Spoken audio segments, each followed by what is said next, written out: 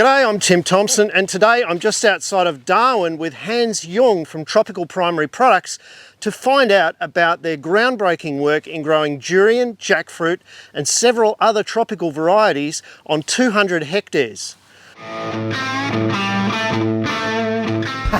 Hans, how you going, mate? Good yourself, how are you? Oh, not too bad. Some beautiful jackfruit you're standing in front of here. Yeah, correct, yeah. How many hectares of jackfruit do you have on the place, mate? We probably have about 20 hectares of jackfruit in total and probably about 250 hectares of land for production for tropical fruits. Yeah, right. And so take me through the tropical fruit that you're growing here. You've got the jackfruit. Correct. You've also gone into durian in a big way. You're apparently the biggest grower of durian in the Northern Territory. Yes, we are, yeah. No, we grow about 3,000 trees of durian. So, Yep. so it's a good 50 hectares in total maybe. And yeah, it's coming into production very soon. Now, durian's one of those fruits that has a bit of an image problem in Australia. Is most of your product therefore for export off-season, or? No, it's actually mostly for domestic consumption. So mostly Okay. Sydney and Melbourne. We have just enough for the domestic consumption.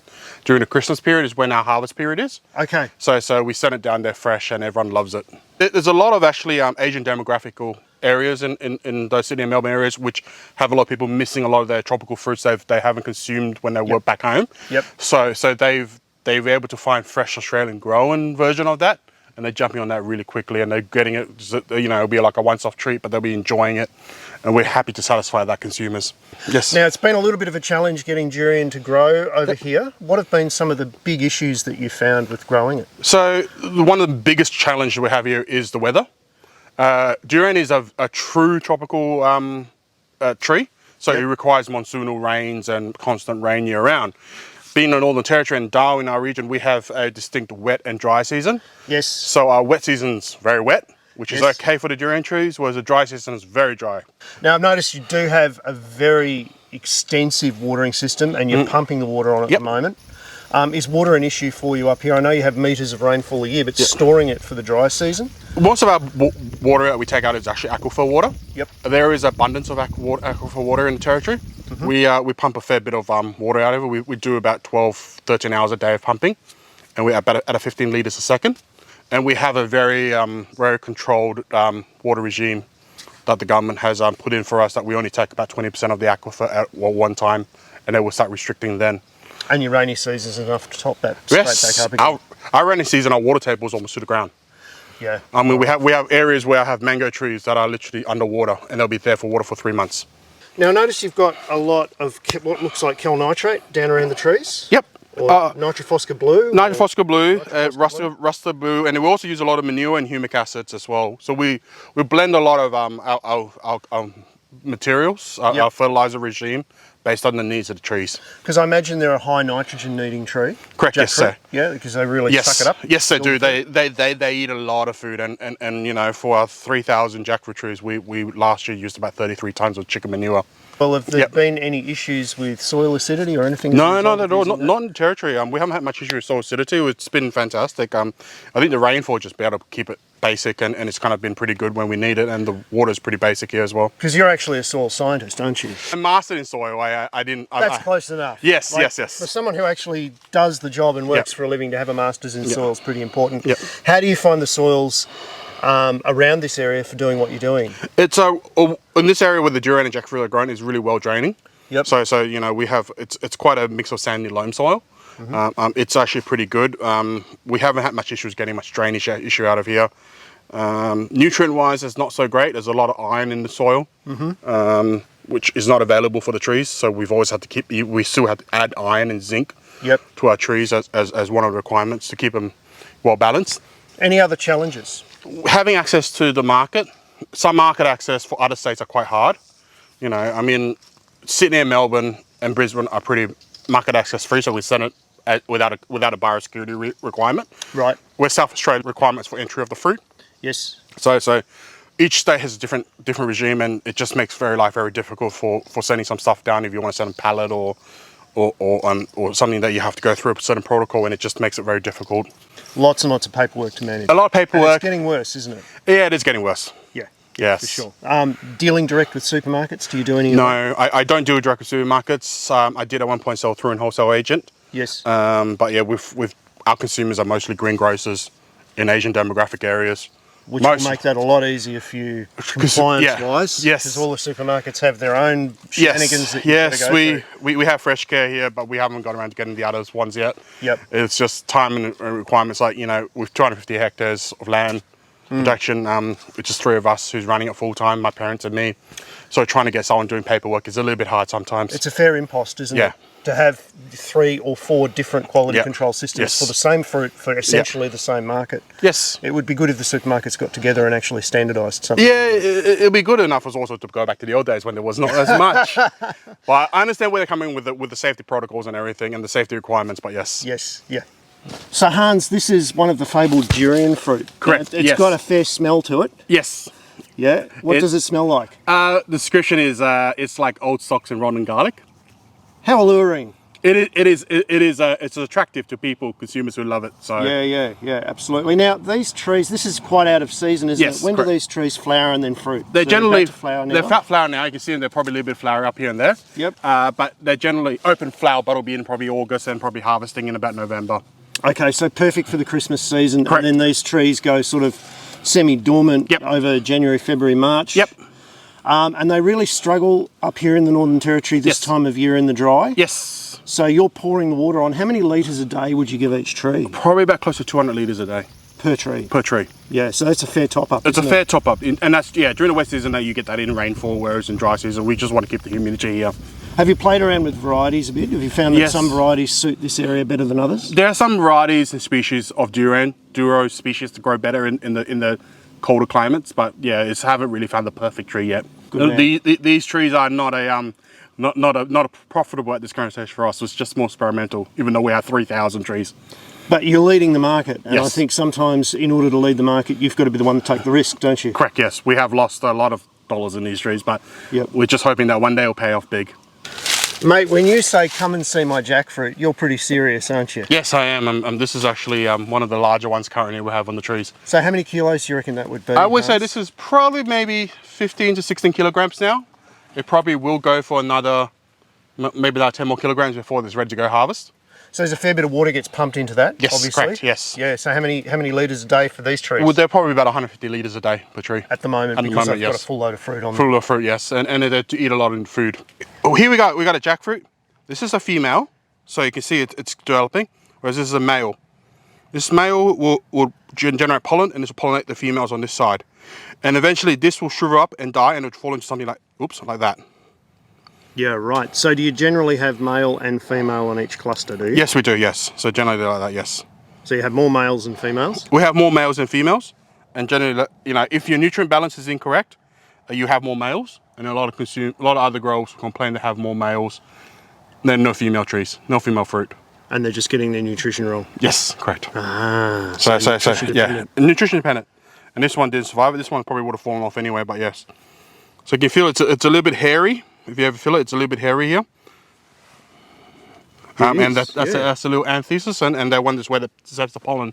Okay. And it'll go into there'll be a little seed, there's a pollination tube inside, and it'll grow out, and it will form a So that's about as spectacular as flowering on a jackfruit gets. Yes, there's no smell, no nothing.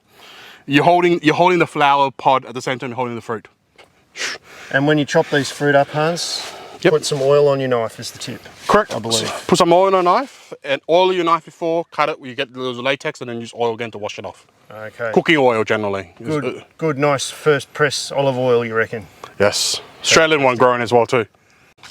Mate, they say that they make everything big in the territory. This is a territory orange. Yes, it is. It's called a pomelo. Correct. Yes. So this is called a Citrus maxima. Yep. It's actually one of the grandfathers to all the citrus trees and citrus fruit and stuff like that. So this is a very old type of fruit. Yes, it's a very old type of an orange. Yes. Wow. So they're really heavy. Like this is one I've got picked up fresh. This is about 1.5 kilos, 2 kilos there. That is huge. What's the market for these? What do people use them for? Who wants them? Mostly consumers will eat it for like just as a fruit, like an orange, like an apple, and then also they will also put it into salads as well, like green salads, to make a little bit of a sweetness.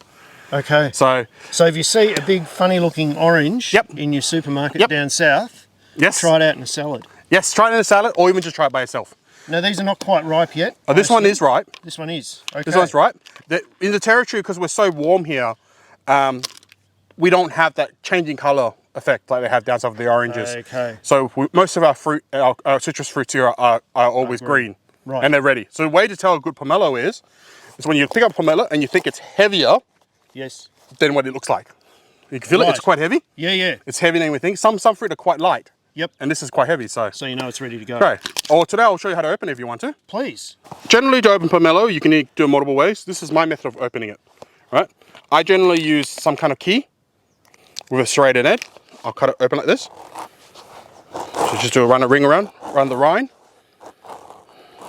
So right round the equator, as it were. Yep, and then just rip it open. You can smell the citrus. Absolutely. Very strongly smelling citrus. So you're basically skinning it. Yeah, just skinning the shelf. Got a little hat. Yep. Put on people's hat like this. So we just keep both sides. Hand in there. What a festive fruit. It is. So you just make sure you don't drop the fruit, that's the problem. Like that, you get a little nice hat. And then you just crack it open. This one is juicy. There we are. It's just like an orange. And what we do, we don't eat the skin of this, we just eat the individual rind like this. Take a little bit of that, and just put it in your mouth. Fantastic. I've got to have a try of that. Yep. Very juicy. It's not aggressive. Overly sweet, and it's not aggressively tart. No, it's a very good salad. It's a very good just eating one like these. It's not going to compete with other flavours in the salad, is it? No. Fantastic. But it's also just had that, like, you know, it's kind of very that juicy popping. Yep. As you have, it's similar to that juicy pop you have in the you know, those finger limes with Australian finger limes, but these are like, but not very tidy. Yeah, that's amazing. Good All right. fruit. Well, if you guys ever out there, give it a go. It's great. It's unique. Just buy it. Just find the heaviest fruit you can find in the shelf and just go from there. Well, Hans, we're learning heaps of stuff here about all sorts of fruit that I haven't found out about before. You're also a Nuffield scholar. Correct. And you studied bird deterrence. Correct, yes. In orchards. Yes. What were you mainly looking at? Lasers? What were you looking at? I was looking at we have on this farm, we're very close to the city. Yep. So we have a hunting season which scare the birds out. So my technique was to look at non-lethal methods to control the birds. Yep. So the techniques that I looked at were, yes, I looked at lasers, but it was also light deterrence, which is using ultraviolet blue light pointing at the bird direction to stop them from coming. That gives them like a sore headache. Okay. So specifically blue light for birds. Yes, the military has been playing with that. I believe the Air Force has been playing with that for their birds, and I've found that there was a product that could be done. Yep. Was also, other things I've looked at was a robotic bird, which flies like an eagle. Yes. Flapping wings and everything. Yep. And the idea was to fly around like a bird and scare them like it's a bird of prey. It can get a really big one, you get a really small one like an eagle. On top of that, I saw a lot of unique traps, you know, and then also looked at chemical deterrents that are non-lethal. To the birds, like give them smells and tastes. Smells, taste them, gives them a sore stomach ache, gives them a taste inference, and then they just move on. Did you find that there was a combination of deterrent tactics that worked best, or did you find that there was a hero bird deterrent tactic in your research? It's probably a combination of both. Combination of everything. Like we looked at I implemented lasers in my farm. I used a lot of geese distress deterrents for my geese, which were Canadian geese, even though we're looking at magpie geese here. Then I also, with gas guns combination, and also a couple of other technologies that I've tried, like blue lights and stuff like that, to keep the birds away. So it hasn't really fixed the problem, but it's helped a lot with managing it. To mitigate. Yes, mitigate them. It's lowered your amount of work effort, and it's lowered the amount of lethality that you have to use. Yes. I mean, you'll never get away from shotguns and things like that when you're trying to deter birds. But it will help us reduce the cost for those using Yes. No, very good. So going forward, what would you stick with? What would be the common bird deterrent techniques that you would continue with on this orchard? Which would be the ones that you'd give away? So we haven't actually given away much. We've just stepped with a lot of our cocktails. Our common practice is laser guns in the morning and evening. Yep. To help move the birds away from roosting areas. We use a combination of quad bikes to also chase the birds away, but we also got gas guns, so we've used that as well as but also be very mindful of our neighbours. Yep. And then also we have tried taseverizin, like the chemical deterrents, but they haven't really worked for us. Okay. So our birds, so we've probably stopped using that. Yep. We had a research project with the University Charles Darwin University, and we've determined that they weren't effective on our birds. They were very keen still to eat it, even though it tasted bad. Yeah, because it's nutrition. Yes, it's nutrition. Yeah, It's a bit like durian. Yes, it's nutrition. They wanted to eat it. Yes. All right, now you've also got mangoes. Yep. And we're going to talk about pollination of mangoes. Yes. Let's go. All right, sounds good. Beautiful birds. They are. They're probably here for the flies. Hans, I can't get over the rich, intoxicating smell of these flowers, but there's something about them that's a little bit off-putting to the uninitiated, and that is that they're pollinated by flies. Yes, they are. Especially hoverflies, especially, and they are doing right now. You can hear them. Yeah. It's a little hum. You think they're bees, but they're not. You can see that they just have flies. They're all surprised. So pollinating insects, I mean, we always think of bees as being pollinating insects, but there are other critical species as well, hoverflies included. So it's really important to look after insects. Correct, yes. In the environment. Yes. What do you guys do to maintain your insect population out of season? Well, we just let them go as normal, and naturally they'll just come when they need to. They live in the native bushlands over there in the trees, so when they avoid us when we're spraying, and then they come in when they need to do the job. Yep. Sometimes I think also we also put a little bit of pull a bucket out there with a couple of fish heads to attract them, just to attract flies, but bring them out of the bush, which you've got next door. Yes, and then eventually they'll come in and then they'll just pollinate mangoes for us, and we'll get good pollination out of this. You can always hear them when they're here, is when they just hear them when they're humming. You can hear them right now. Absolutely, we'll probably hear them in the microphones as we're speaking. And you're just wondering what are they? You walk, it's just a subtle. Yeah. So mangoes, they start out with dead fish heads in a bucket. Yep. Then blowflies. Yes. And then beautiful fruit. Yes. Amazing. What sort of varieties of mangoes work best up here in the territory, mate? Pretty much all mangoes work well here. Yep. So you got the traditional KPs, R2E2s, and then we usually grow the Asian ones, like the little long green eating ones. So these ones are Cal Savoys, which are like a green mango. But when you cut it open, it's like a very sweet apple.